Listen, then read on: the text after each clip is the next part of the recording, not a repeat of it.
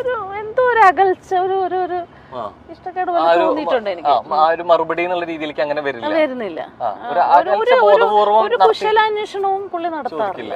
ഈ സാധാരണ രീതിയിൽ അത്ര മുമ്പ് അഭിനയിച്ച സഹതാരങ്ങൾ സംസാരിക്കുന്ന ഒരാളല്ലേ? നന്നായി സംസാരിക്കുന്നു. കോട്ടയം കുഞ്ഞച്ചന്റെ സമയത്തും കാർണിവലിന്റെ സമയത്തും ഒക്കെ നന്നായി. പിന്നെ ആ സമയം കഴിഞ്ഞ പെട്ടെന്ന് തന്നെ എന്റെ ഒരു മാരേജ് ഒക്കെ കഴിഞ്ഞല്ലോ ആ സമയത്ത്. പിന്നെ ഞാൻ കാണുന്നത് പുള്ളിയെ ഞങ്ങൾ രണ്ടുപേരും കൂടെ അമരത്തിന്റെ ലൊക്കേഷനിൽ ആലപ്പുഴയിൽ, ഞാനും സുരേഷ് കല്യാണം കഴിഞ്ഞ സമയത്ത് തന്നെ.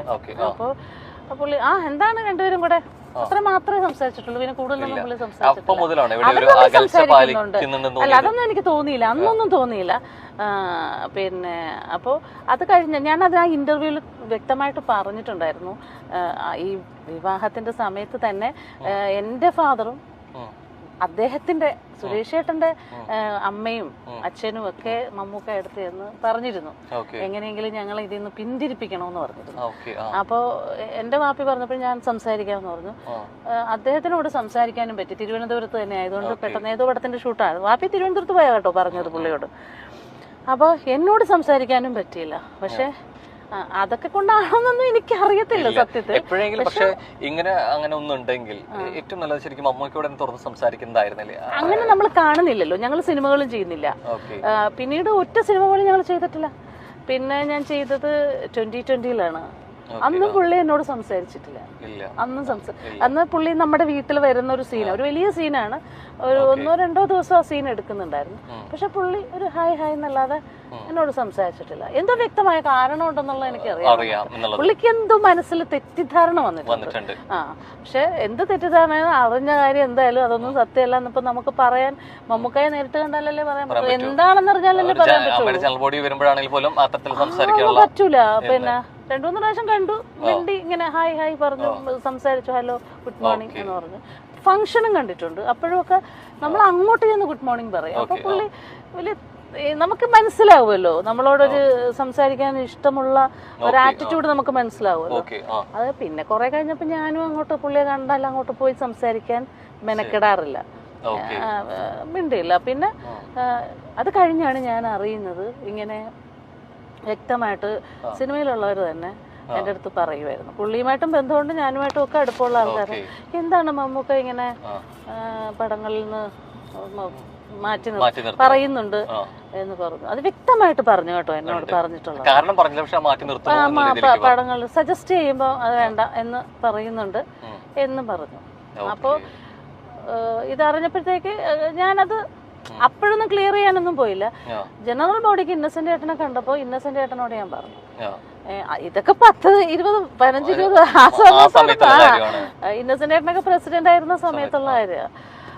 അപ്പൊ അത് പ്ലസായിൽ വെച്ചിട്ടുള്ള ജനറൽ ബോഡിക്കാണ് ഞാൻ പറയുന്നത് ഇന്നസെന്റ് ഏട്ടൻ്റെ അടുത്ത്. ചേട്ടാ ഇങ്ങനെ ഒരു പ്രശ്നമുണ്ട്. അപ്പൊ എന്റെ വാപ്പിയാ പറഞ്ഞു, നീ ഇന്നസെന്റിനോട് പറയണം, ഇങ്ങനെ ഒരു വിഷയമുണ്ടെന്ന് പറയണമെന്ന് പറഞ്ഞു. അങ്ങനെയാണ് ഞാൻ ഇന്നസെന്റ് ഏട്ടനോട് ഇത് സംസാരിച്ചപ്പോ ഇന്നസെന്റ് ഏട്ടൻ പറഞ്ഞു, നമുക്കിപ്പോ തന്നെ ചോദിക്കാം, അങ്ങനെയുള്ള നമുക്കത് സംസാരിക്കാമെന്ന് പറഞ്ഞു. ഞാൻ പറഞ്ഞു വേണ്ട, അതൊന്നും വേണ്ട ഇന്നസെന്റ് ഏട്ടാ. എനിക്കത് അപ്പൊ കേട്ടപ്പോ നല്ല സങ്കടം തോന്നിയെങ്കിലും പിന്നെ ഞാൻ വിചാരിച്ചു, ഞാനും അദ്ദേഹമൊക്കെ വിശ്വസിക്കുന്ന ഒരു പടച്ചവനുണ്ടല്ലോ. അപ്പൊ ആ പടച്ചവൻ എനിക്ക് വിധിച്ചത് ആര് വിചാരിച്ചാലും തടുക്കാൻ പറ്റത്തില്ല, എനിക്ക് കിട്ടും. അല്ലാത്തത് എനിക്ക് കിട്ടത്തില്ല, അത് ആര് വിചാരിച്ചാലും തരാനും പറ്റത്തില്ല. ആ വിശ്വാസത്തിലാണ് ഞാൻ എന്ന് പുള്ളിയോടൊന്ന് പറഞ്ഞേക്ക് എന്ന് ഞാൻ പറഞ്ഞു.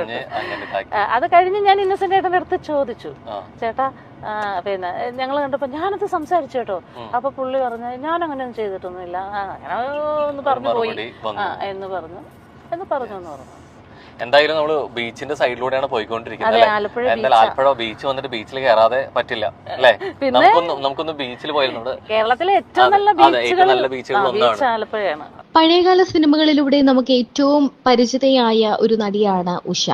പഴയകാല സിനിമകളിലെല്ലാം തന്നെ സഹോദരിയായും അമ്മ കഥാപാത്രങ്ങളായും ചേച്ചിയായും അനിയത്തിയായും ഒക്കെ നിറഞ്ഞു നിന്ന നടി തന്നെയാണ് ഉഷ. ക്യാരക്ടർ റോളുകൾ ചെയ്ത നടിയെ നമ്മൾ ഒരിക്കലും മറക്കില്ല. ഇപ്പോൾ ഒരുപാട് മാറി. സിനിമയിൽ ഒരു വലിയ ഒരു സമയത്ത് നിന്ന നടി പിന്നീട് സിനിമയിൽ നിന്നും അകന്നു നിന്നിരുന്നു. പിന്നീട് കുറെ തുറന്നു പറച്ചിലുകളുമായിട്ടാണ് ഉഷ നമുക്ക് മുന്നിലേക്ക് എത്തിയത്. നടൻ മെഗാസ്റ്റാർ മമ്മൂട്ടിയെക്കുറിച്ചും മോഹൻലാലിനെ കുറിച്ചും എല്ലാം നടി തുറന്നു പറഞ്ഞുകൊണ്ട് രംഗത്തെത്തിയിട്ടുണ്ട്. മെഗാസ്റ്റാർ മമ്മൂട്ടി തന്റെ അവസരം അവസരങ്ങൾ ഇല്ലാതാക്കാൻ ശ്രമിച്ചു എന്ന് താൻ അറിഞ്ഞതായി പഴയകാല നടി ഉഷ പറയുന്നു. എന്നോട് ഫിക്സ് ചെയ്ത പടമാണ് നമ്മുടെ ഡയറക്ടർ മാർത്താണ്ഡൻ, ദൈവത്തിന്റെ സ്വന്തം ക്ലീറ്റസ്. അതിനകത്ത് ഒരു കഥാപാത്രം എന്നോട് പറഞ്ഞതനുസരിച്ച് ആ കഥാപാത്രം ഞാനല്ല ചെയ്തത്.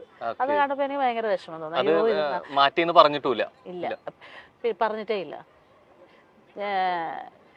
ഈ പടത്തിന്റെ ഡിസ്കഷൻ നടക്കുമ്പോ തൊട്ട് മാർത്താണ്ഡൻ എന്നോട് പറഞ്ഞിരുന്നു, ചേച്ചി ഈ സംഭവം ചേച്ചിക്ക് ഭയങ്കര ബ്രേക്ക് ആവും എന്നൊക്കെ പറഞ്ഞിരുന്നു. പക്ഷെ അങ്ങനെ പ്രതീക്ഷയിൽ വന്നിട്ട് കിട്ടുന്ന നിരാശ ആ സമയത്തൊരു വിഷമം ഉണ്ടായിരുന്നു. പിന്നെ എനിക്ക് വിധിച്ചിട്ടില്ല എന്ന് വിചാരിക്കും. അതിനെപ്പറ്റി സംസാരിക്കുകയും ചെയ്തില്ല അദ്ദേഹത്തിനോട്. മാർത്താണ്ഡനോട് ഞാൻ സംസാരിച്ചു. മാർത്താണ്ഡനോട് ഞാൻ ചോദിച്ചു. അപ്പൊ അവൻ നിസ്സഹായനായിരുന്നു. മാർത്താണ്ഡൻ എന്നൊക്കെ പറഞ്ഞാൽ എന്റെ വീട്ടില് ഒരു കാലഘട്ടത്തില് നമ്മുടെ വീട്ടിൽ എന്റെ അനിയന്റെ കൂടെ അസിസ്റ്റന്റ് ഡയറക്ടർ ആയിരുന്നു. നിസാർക്കാട്, ഇവരൊക്കെ നിസാർക്കാട് അസിസ്റ്റൻസ് ആയിരുന്നു. അപ്പൊ മാർത്താണ്ഡൻ എനിക്ക് പിന്നെ ഒരു അനിയനെ പോലെയാ. അപ്പൊ ഞാൻ ചോദിച്ചിട്ടല്ല. ഞങ്ങൾ എറണാകുളത്തായിരുന്നു അപ്പൊ താമസിച്ചോണ്ടിരുന്നത്. ഞാനും ഹസ്ബൻഡും കമ്മനത്താ താമസിക്കുന്നത്, ഡിഡിയില്. അപ്പൊ ഞങ്ങൾ പുറത്തു പോകുന്ന സമയത്തൊക്കെ മിക്കവാറും കാണും മാർത്താണ്ഡൻ. അപ്പൊ അവൻ ചേച്ചി ഭയങ്കര സന്തോഷം, ഞാൻ ആദ്യമായിട്ട് സംവിധാനം ചെയ്യാൻ പോകുന്നു. പ്രിയപ്പെട്ട ഒരാളാണ് അല്ലെ, അദ്ദേഹം തന്നെ വേഷം പറഞ്ഞു വെച്ചതാണ്. പിന്നെ മാറ്റിയിട്ടുണ്ടെങ്കിൽ അത് അദ്ദേഹത്തിന് തന്നെ താല്പര്യക്കേട് കൊണ്ടായിരിക്കും, വേറെ മറ്റെന്തെങ്കിലും ആണെന്ന് അങ്ങനെ തോന്നി. അവന് ഇഷ്ടമുണ്ടോ, ഞാൻ ആദ്യത്തെ സിനിമയിൽ അഭിനയിക്കണം എന്നുള്ള ആഗ്രഹം കൊണ്ടാണല്ലോ അവൻ എന്നോട് പറയുന്നത്, മാർത്താണ്ഡൻ പറയുന്നത്. മാറ്റിയതിന്റെ കാരണം പറഞ്ഞില്ല. ചെയ്യാത്ത തെറ്റുകളുടെ പേരിൽ സിനിമയിൽ മാറ്റി നിർത്തലുകൾക്ക് വിധേയമായിട്ടുണ്ട്. ഉണ്ട്. എവിടേക്കോ പറയാൻ വന്നൊരു കാര്യത്തെ കൃത്യമായിട്ട് അതിനെ മാറ്റിയിട്ടുണ്ട്. അതൊക്കെ ഇനി പറഞ്ഞിട്ട് കാര്യമില്ല. ആ വലിയ കഥ വേണ്ട, ചെറുതാക്കിയിട്ട് പിന്നെ സത്യത്തിനെതിരെ സത്യത്തിന് വേണ്ടി സംസാരിച്ചതും ന്യായത്തിന് വേണ്ടി സംസാരിച്ചത് കൊണ്ടും എനിക്കെതിരെ ഒരു എപ്പോഴും സത്യം പറയുന്നവർക്ക് ശത്രുക്കൾ കൂടുന്നതാണ്. ഞാനൊരു പോരാട്ടമാണ് നടത്തിയത് ആ സമയത്ത്. ശരിക്കും എവിടെയാ ശരിക്കും അത്തരത്തില് പെട്ടുപോയത്? എവിടെയായിരുന്നു? സിനിമയിൽ തന്നെ എന്തെങ്കിലും സിനിമയുമായി ബന്ധപ്പെട്ട വിഷയമാണോ അതോ വ്യക്തിപരമായിട്ടുള്ള കാര്യങ്ങളാണ്? സിനിമയുമായി സംഘടനാപരമായിട്ടുള്ളൊരു കാര്യമാണ്.